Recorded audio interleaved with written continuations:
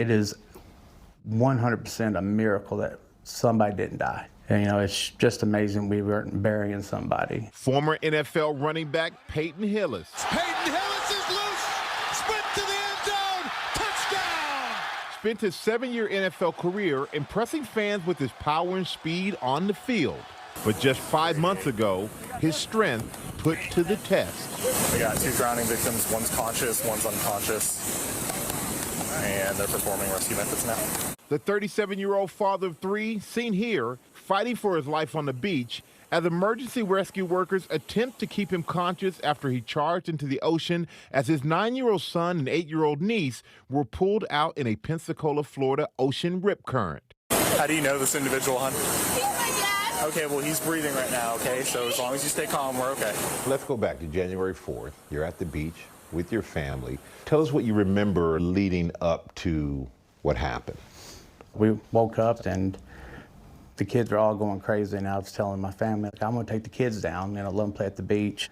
The night before it was a bad storm, but I didn't really pay too much attention to it. And when I woke up the next morning, it was windy, but it was beautiful. Well, were there any flags? There was no flags, but then again, I don't put that on anybody. Officials telling ABC News in this case, the nearest flag a mile away, saying the absence of a flag doesn't guarantee safety. I hear my mom screaming, and so I looked at her, and she pointed out to my son, and he said, Ori and Camille are drowning. And so I didn't even think, I just reacted and started running to the water. A bunch of people getting swept out to the ocean.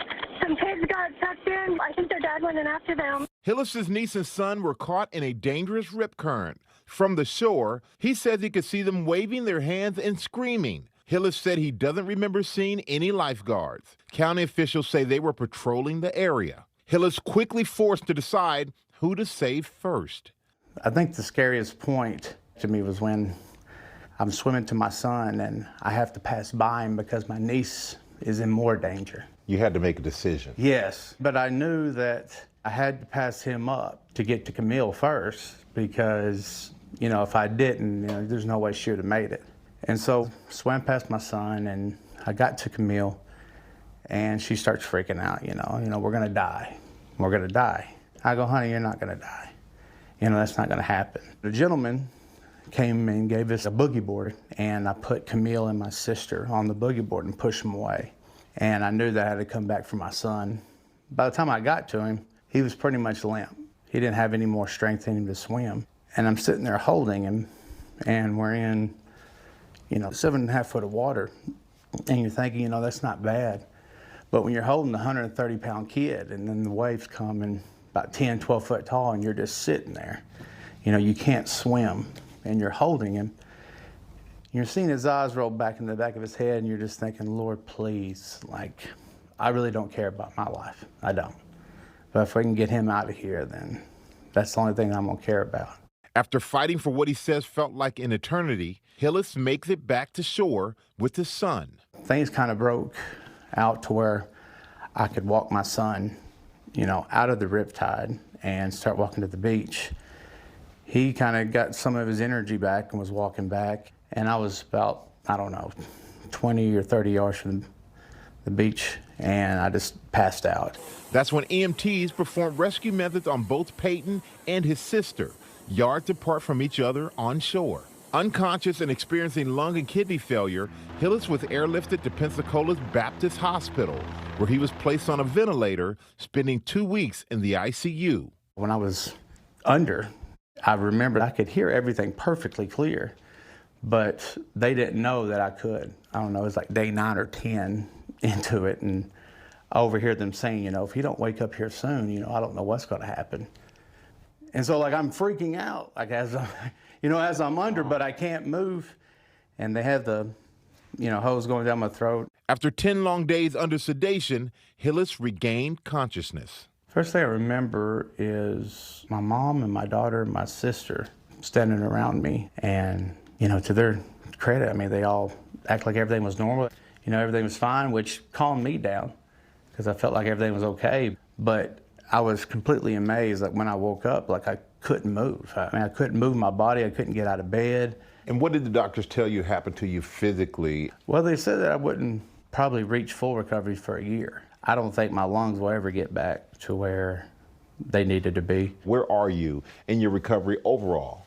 Physically, it's coming along okay. You know, mentally, you know, things in my head or stuff like that, you know, it's coming along a lot slower. You know, I'm just trying to take it one day at a time. And how does something as traumatic change you? It makes you realize what's really important. If you're not here for your loved ones, or your family, your friends, why are you here?